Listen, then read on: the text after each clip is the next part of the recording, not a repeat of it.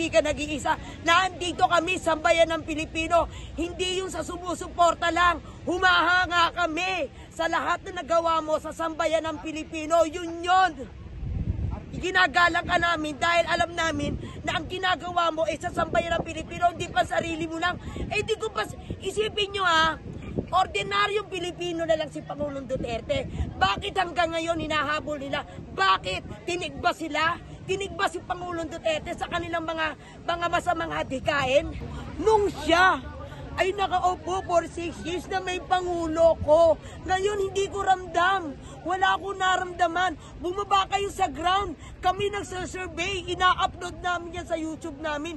Tingnan nyo kung ano yung sinasabi ng sambayan ng Pilipino. Ang hinanakit at galit na. Pero anong ginagawa ng gobyernong to? Wala pa rin, nagtutulog-tulugan na akala nila sila pa rin ang hari. Hindi nyo magagawa pag ang taong bayan ang gumalaw na. Yan yung lang masasabi ko. Talaga po sumusuporta ako sa dating Pangulo. Since 2010 pa po yun. Hindi ibig sabihin supporter ako ganito, hindi.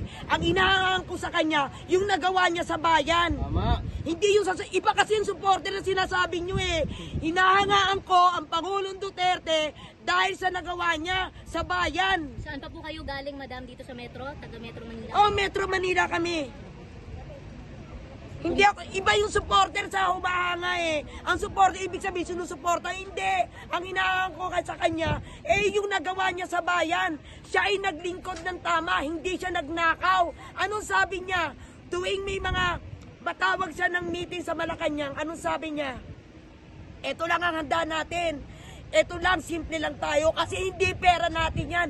Pera ng taong bayan yan. Yan yung lagi natatak sa aking isip. Yung mga bagay na, maliit na bagay na sinasabi ni Pangulong Duterte na yan ang dapat itatak natin. Kung